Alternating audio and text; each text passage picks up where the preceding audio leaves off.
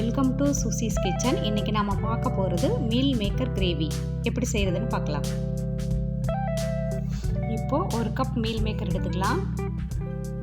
இப்போது ஒரு பாத்திரத்தில் தண்ணி வச்சுக்கோங்க. தண்ணி கொதிச்சதுக்கப்புறம் ஒரு அரை ஸ்பூன் உப்பு, அது கூட சோயா மச்சையும் போட்டு மூணு நிமிஷம் வேக வச்சுக்கோங்க. இப்போது 3 நிமிஷம் ஆயிடுச்சு. தண்ணி வடிகட்டி ஆற வச்சு வச்சுக்கலாம்.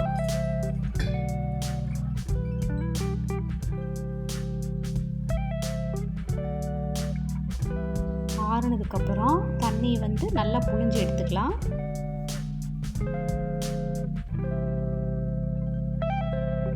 ஒரு கடாய் எடுத்துக்கோங்க. அதில் தேவையான அளவு எண்ணெய் சேர்த்திக்கோங்க.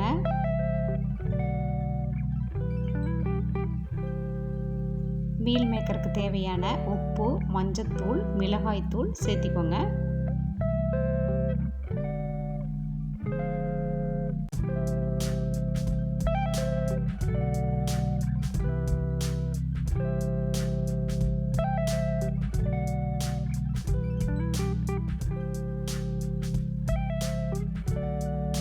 அடுத்து வேக வச்ச மீல் மேக்கரை அந்த எண்ணெய்க்குள்ள சேர்த்து 3 நிமிஷம் வதக்கிக்கலாம்.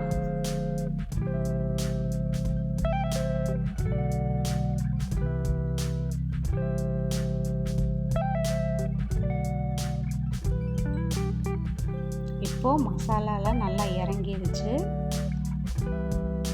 அடுத்து கடாயில் எண்ணெய் சேர்த்திக்கலாம்.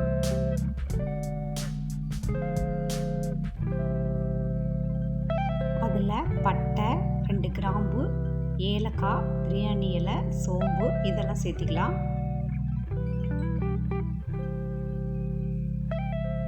அதுக்கப்புறம் 2 பெரிய வெங்காயம் எடுத்து நல்லா பொடி பொடியாக நறுக்கி வச்சுக்கோங்க. அதையும் சேர்த்திக்கலாம். கண்ணாடி பதம் வர வரைக்கும் வதக்கிக்கலாம்.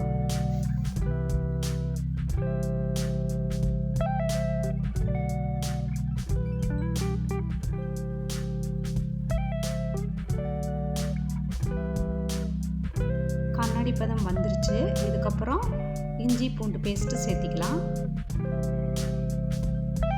பச்சை வாசனை போக வரைக்கும் வதக்கிக்கலாம்.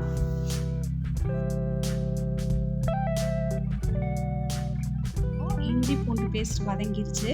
இதுக்கப்புறம் மல்லித்தூள் 1 ஸ்பூன், கரம் மசாலா 1 ஸ்பூன், மிளகாய் தூள் 1 ஸ்பூன், மஞ்சள் தூள் 1 ஸ்பூன், மிளகுத்தூள் 1 ஸ்பூன் போட்டுக்கோங்க. 1 நிமிஷம் மட்டும் வதக்கி விட்டுக்கலாம், இல்லைன்னா மசாலா அடி பிடிச்சிரும்.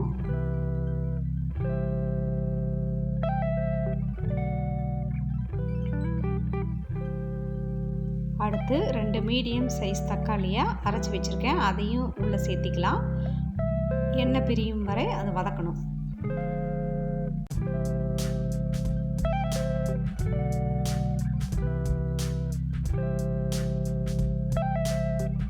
இப்போ எண்ணெய் பிரிஞ்சு வந்துருச்சு. நாம பிரட்டி வச்சிருக்கிற மீல் மேக்கர் சேர்த்திக்கலாம்.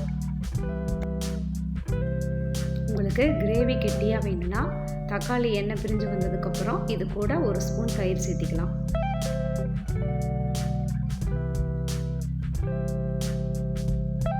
உங்களுக்கு எவ்வளவு தண்ணி வேணுமோ அவ்வளோ தண்ணி ஊற்றி தேவையான அளவு உப்பு போட்டுக்கலாம்.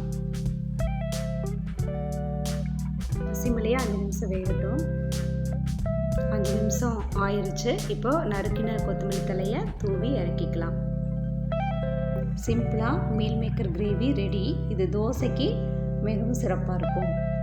உங்களுக்கு இந்த வீடியோ பிடிச்சிருந்தா லைக் பண்ணுங்கள், ஷேர் பண்ணுங்கள், சப்ஸ்கிரைப் பண்ணிடுங்க. ஃபார் வாட்சிங்.